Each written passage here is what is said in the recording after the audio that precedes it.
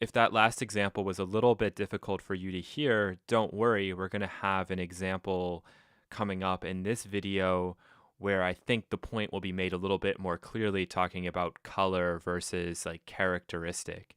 And we're going to talk about the tape settings.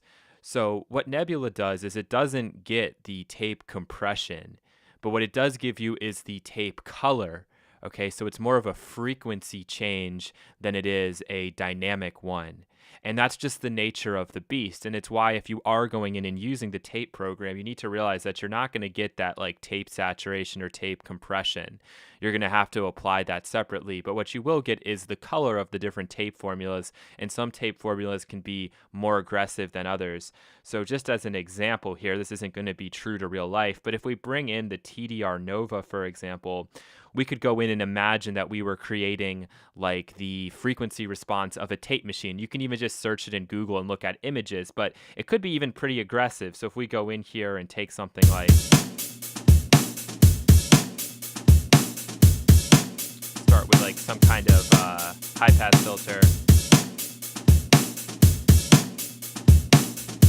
add some kind of low end bump,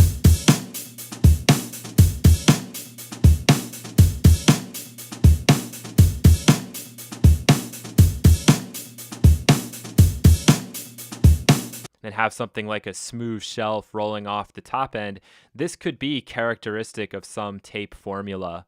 Okay, so the actual tape itself along with the tape machine, this could be how the signal is being colored. And for certain styles of music, this is something that a lot of people enjoy.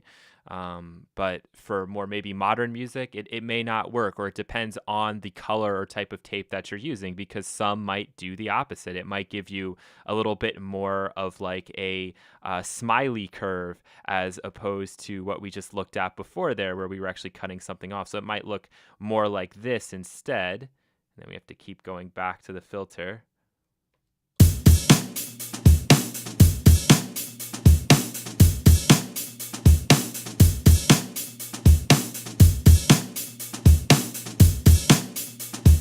Right, so it just depends on the actual tape formula that's being used. So if we go into Nebula here and we load up the tape, again, we're not going to be getting the tape compression, which is one of the main reasons why we'd want to use tape, but we will get the coloration.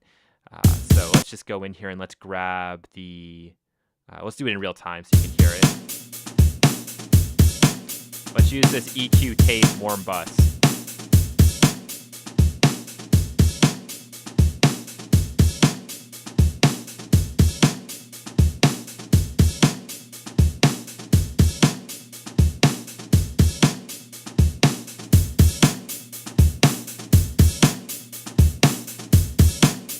So what's amazing about this is not only has it added 2 decibels of gain, but it's really completely changed the frequency spectrum of this drum loop. And if you're used to bright music and you like a lot of high end, something like this being applied to this drum loop, you'd feel like, my gosh, this really killed it. But for some styles of music, it might be very appropriate. And you could go in here and go to the drive and add more saturation, but by applying more drive, it's not going to like add compression. It's just adding more additional harmonics, which is actually based here in this kernel page. And 0 is max, but you could actually turn them all off if you go to 1, in which case then we're not applying any of that distortion at all. But don't worry about that too much. I'm just going to leave it on max because, you know, normally you're not going to be getting in there and worrying about that. But we can try to drive it a little bit more.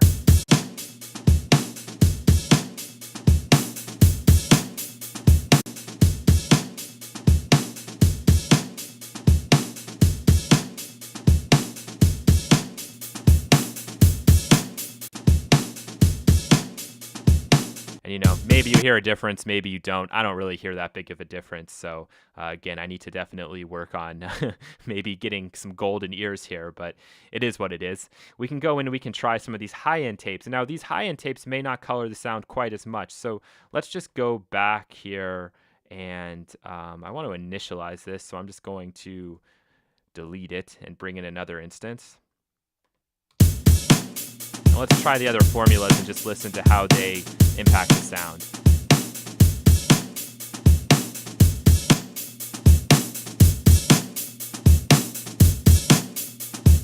Okay, so this might be an example where A, it's just not going to work that well. B, the liquidity might be able to help us smooth this out.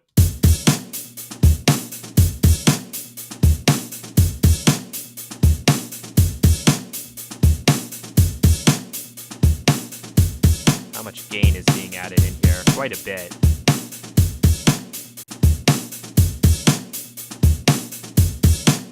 And you definitely have to be careful with this too. Some of these third-party manufacturers, to try to make their programs seem better, are going to deceive you and just add a lot of gain, which probably isn't inherent in the original at all. So just be aware of that. I'm going to make sure that we make this a fair comparison and just bring this down. And I'm going to use a tool device actually afterwards, because for me it's just easier than trying to use that control there.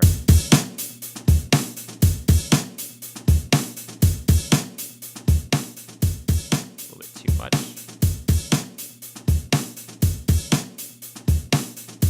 Okay, that's a little bit more fair.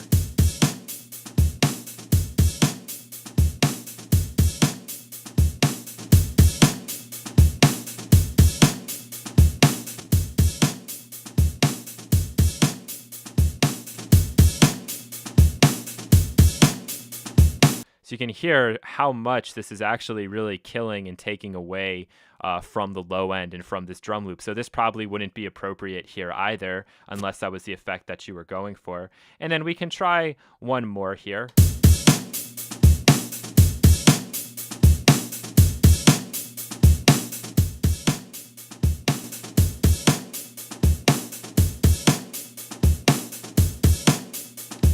And this one's interesting because it does give us different speeds. So that's also going to impact the response. That's really the main thing.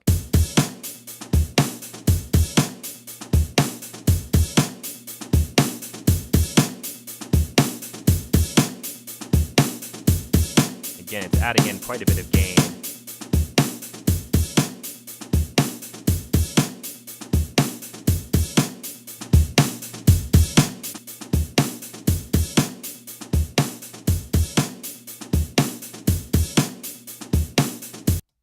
So you can hear how the tape is impacting the sound's frequency spectrum, but it's not really giving you that kind of classic tape compression, tape saturation effect that you're normally going for. So this is all about color, and you need to recognize that when you are applying, say, a tape formula to a sound. On something like a drum loop that's, full frequency, this isn't really appropriate, but on something else, it might work really well. So you just have to experiment and know when you want to try it out, and again, make that determination after the fact. Maybe this would work on something like a guitar, like an acoustic guitar that's more in the mid-range.